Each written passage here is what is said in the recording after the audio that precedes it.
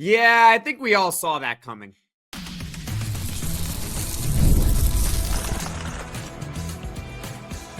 You are Locked On Syracuse, your daily podcast on the Syracuse Orange. Part of the Locked On Podcast Network, your team every day.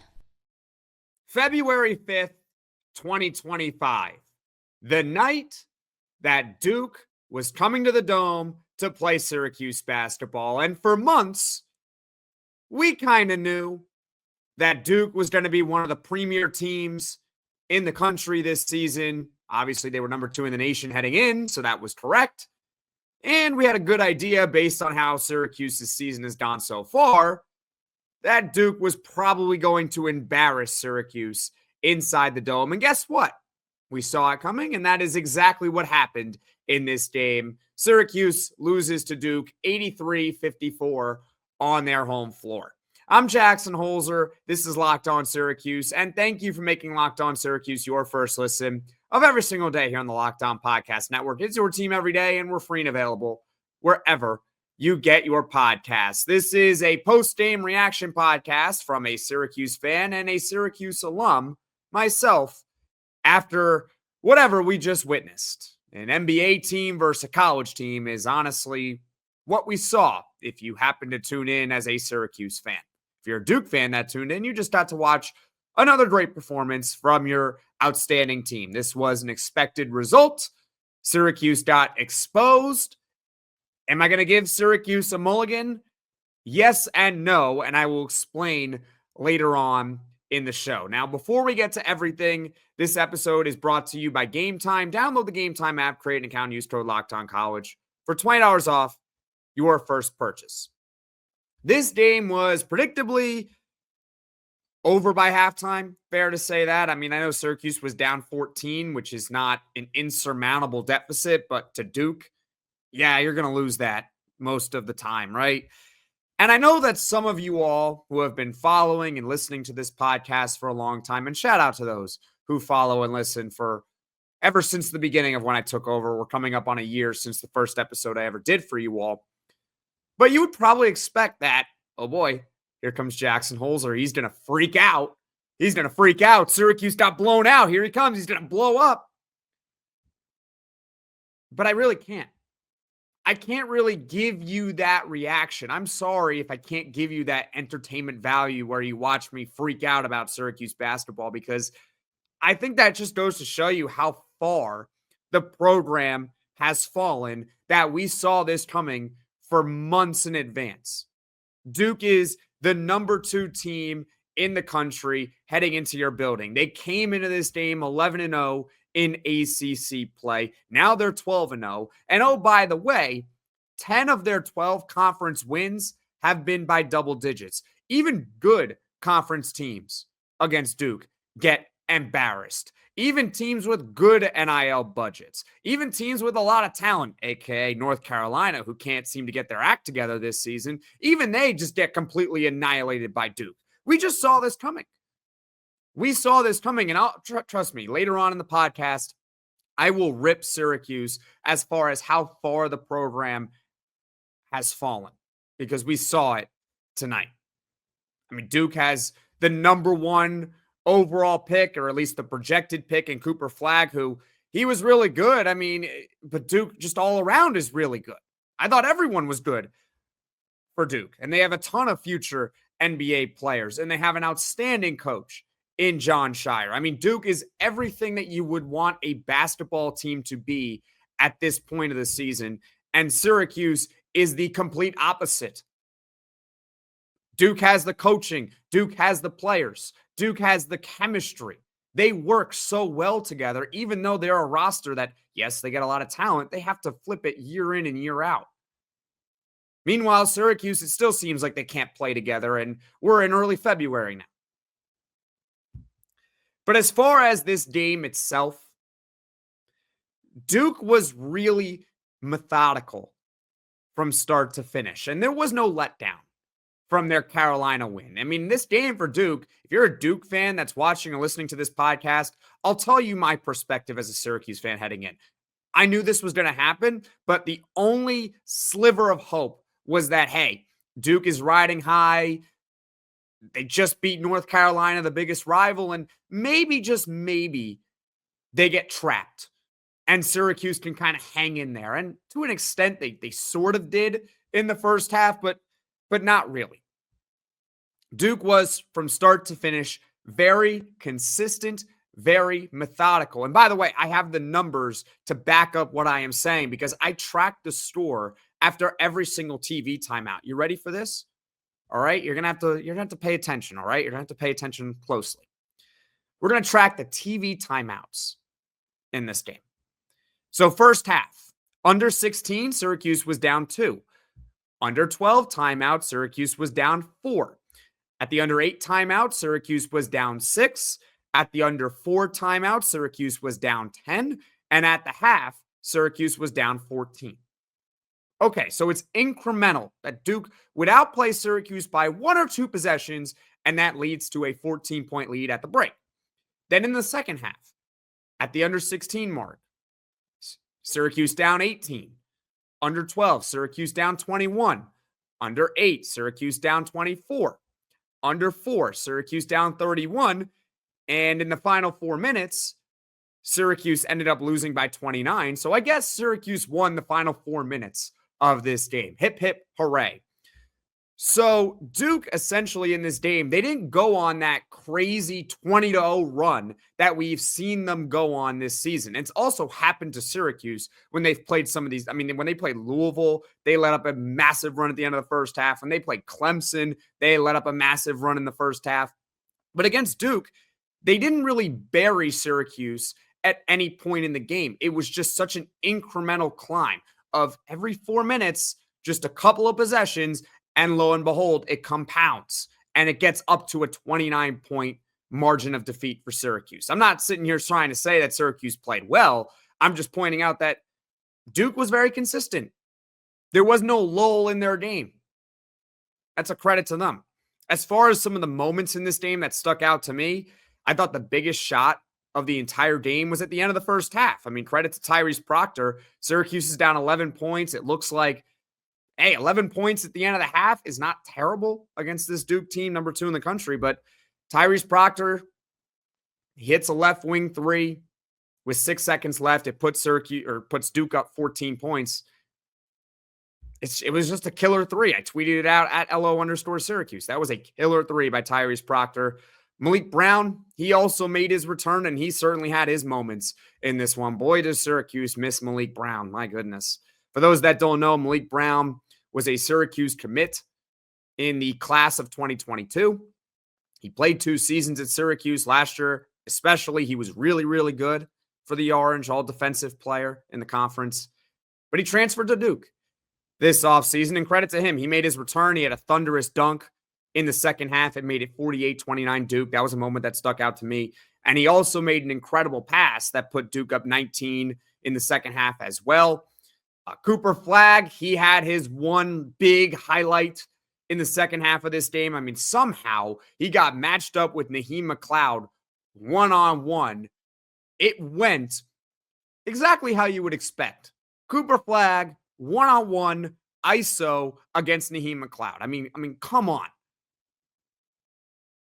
You know what was going to happen, or you knew it, right? Cooper Flagg blows right by him down the right baseline and throws down a dunk. It made it 59-38 Duke. Don't worry if you missed it, if you don't know what I'm talking about. I pointed out the score, 59-38 Duke. That's what it made it. It'll be on the highlight reel. Don't worry. So if you're done with this podcast, or when you are done with this podcast, I should say, you can go look up the Syracuse Duke highlights and you'll see that Cooper Flagg dunk. It's probably also on Twitter, all over the place. What an outstanding play by Cooper Flagg. Cool. Great. This was an expected result. We knew this was coming, Syracuse fans. We knew it. I'm sorry. I'm not freaking out, giving you that entertainment value that you probably would have liked. But don't worry. You can use the comment section in the comment section below to blow off some steam. And I'm here for all of you. All right? I'm here for all you. And don't worry. If you want me to rip this team, it'll come in the third segment of this show. So please stick around. Now, coming up, Duke is really good, and they expose you. And that's what's coming up next here on Locked On Syracuse. Looking for tickets to your next big event, whether it's a concert, a comedy show, or a sports game, finding the right ticket at the right price can be a headache. But with Gametime Picks, it's never been easier. Let me tell you how it works. With Gametime Picks, the app does all the hard work for you. It curates the best deals, so you don't have to waste time searching through endless ticket listings. I've been using Gametime Picks for a while now, and here's why I love it. The curated deals makes it super simple to find great tickets at a great price. No more sifting through thousands of options. I recently grabbed a super deal for a prime seat, and I couldn't believe the value. It was a steal. The Steep View feature is a game changer. Before I even hit buy, I can see exactly what my seat will look like in the venue. It's so reassuring. And the best part, you're covered with Gametime's lowest price guarantee. If you find a better deal somewhere else, they'll refund 110% of the difference. Plus, your tickets are guaranteed to be delivered on time with easy cancellation options if something comes up. Ready to make your next event even better? Download the Gametime app, create an account, and use code LOCKEDONCollege for $20 off your first purchase. Terms apply. Again, that's code LOCKEDONCollege for $20 off. Download Gametime today. Last-minute tickets, lowest price guaranteed. I'm Jackson Holzer, and this is Locked On Syracuse. And folks, if you enjoy this podcast, be sure to hit that subscribe button. And if you could do me a favor, just tell one or two of your Syracuse friends about the Locked On Syracuse podcast so this channel can grow and reach all Syracuse Orange fans. Now, let's get back to the game action, shall we? Syracuse basketball gets annihilated by Duke on their home floor, 83-54, a game that we all saw coming and a result that we all saw coming. Duke is the type of team that will expose you.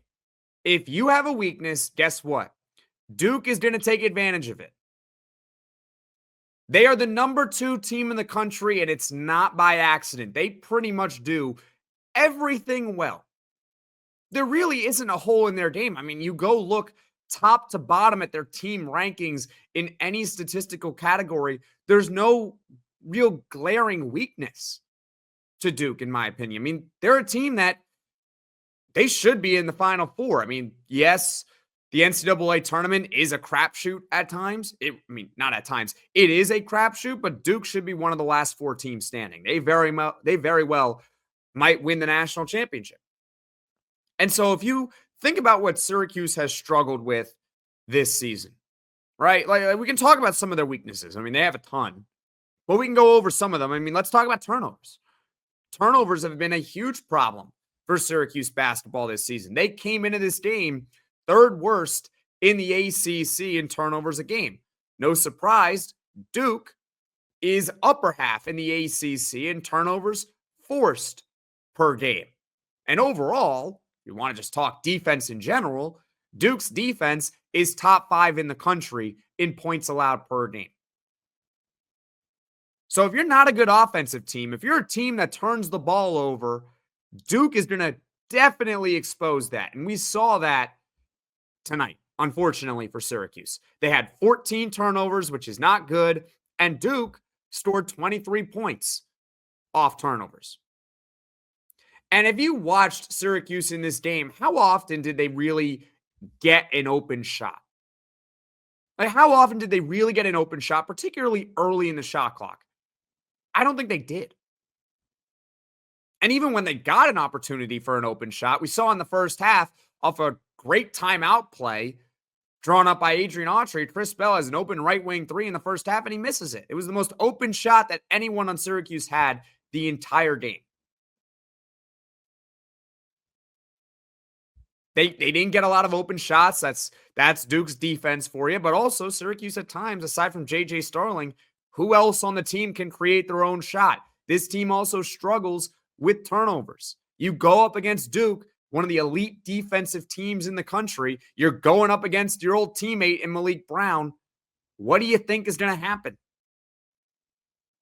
Exactly. You get 54 points. 54 points on 38% shooting from the field, 6 of 23 from the three-point line. You're not going to win. You're not going to win that way. You're not going to beat Duke scoring 54 points. And J.J. Starling, by the way, had 12 points on 5 of 15 shooting. I mean, they needed J.J. Starling to be special. They needed him to be special, and he wasn't. It's not really his fault because there's really nobody else on the team that can create their own shot, especially against a team like Duke. So Duke can suffocate a guy like J.J. Starling. 12 points, 5 of 15 shooting. you probably needed him to score 30 to have a chance. And he didn't. But Duke has a great defense, and Syracuse's personnel, it doesn't match up. So turnovers and offense, no bueno. As far as the defense for Syracuse basketball, it hasn't been good all year either. It really hasn't. Syracuse came into the game the second worst in the ACC in points allowed per game. Duke is top 3 in the ACC in points scored per game. Shocker. Duke is really good at pretty much everything. And there's no strategy that Syracuse could employ that was honestly going to give them really a chance. That's what's so sad about this one. I mean, I know the 2-3 zone, it worked really well against Cal. That was cool. That was a big-time win for Syracuse basketball. But I warned you all in that post-game that there was nothing that they could do to stop Duke. Nothing. It seemed like Syracuse's game plan, at least at the beginning, was make Duke beat them with the 3 ball, because that's really your only chance. If Duke gets really cold from 3, you might have a shot, I guess.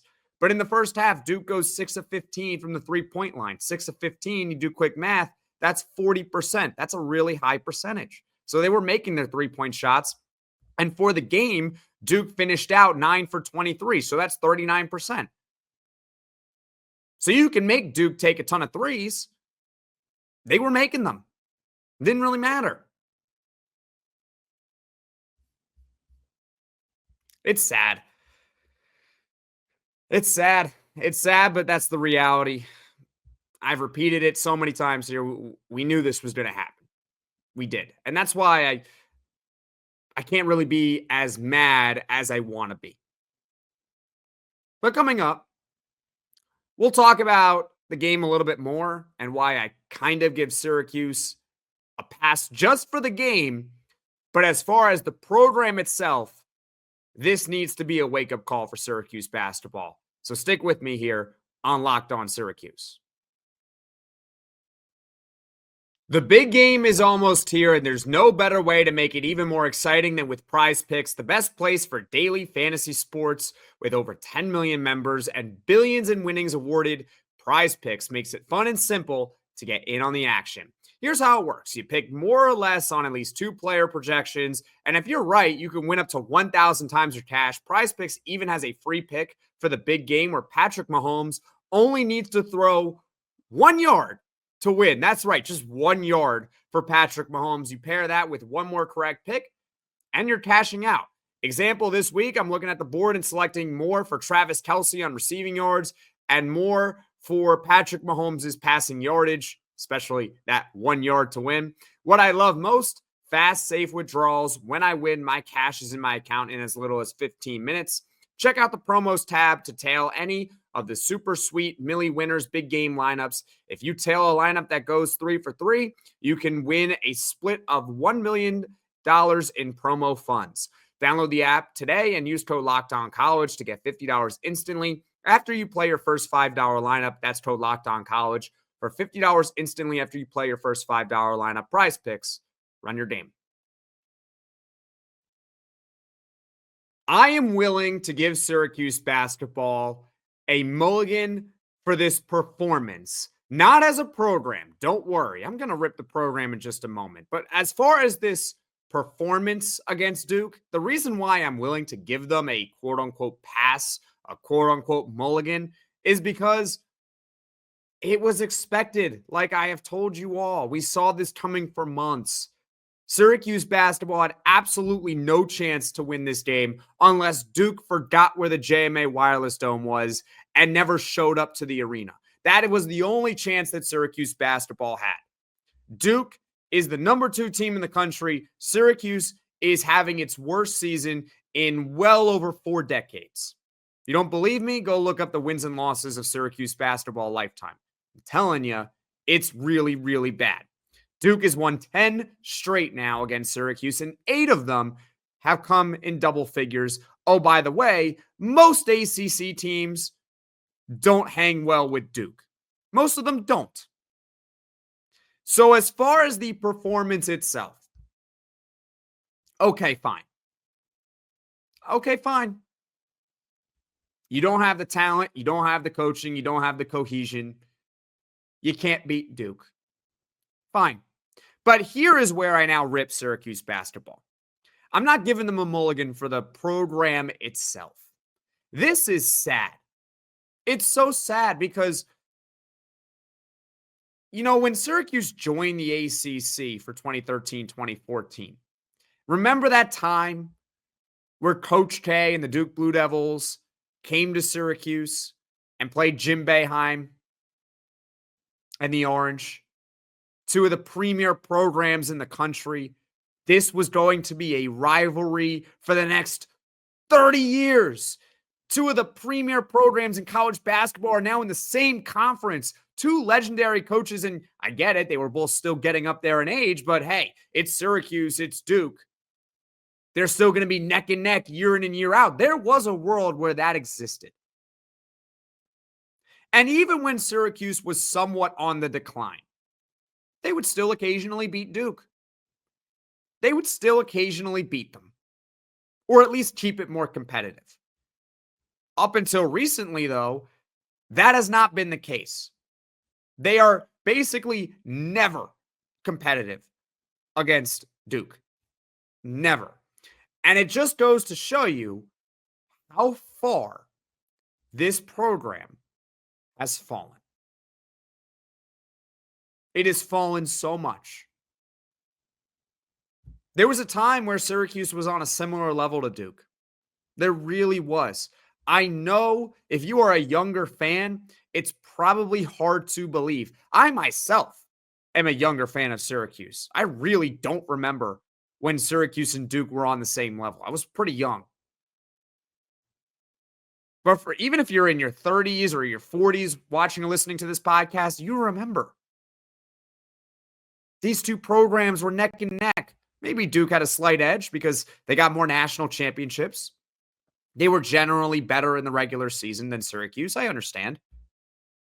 They were somewhat close. Can't deny it. But this program is falling tremendously. We talk about, Adrian Autry talks about the quote-unquote orange standard. The orange standard, huh? No. It's the Duke standard. That's the standard. Duke. Now, I don't know. I have no idea if Syracuse basketball is ever going to get to the glory days. I wish I could tell you. I don't know. I do know they can be a lot better than what they are. And that eventually there will come a time where they do beat Duke. That will happen. That's sports. You can't lose to a team forever. Just stats in sports for you all. But I want this program to at least get to a point by next season to where when Syracuse plays Duke, and assuming that Duke is going to be really good again, that we're not going into the game expecting to lose by 29 points like we all did tonight. I hope that's the case. It's that expectation. It has never been lower than where it is right now with Syracuse basketball. And look, as far as Adrian Autry, I'm on record. I have been on record so many times that I do not want him getting a third year. I would like Syracuse basketball to let him go. I would like Syracuse basketball to do a national search and figure out a way to fix the program. I mean, we've seen other teams do it, and it works, aka Louisville. You can do it, right?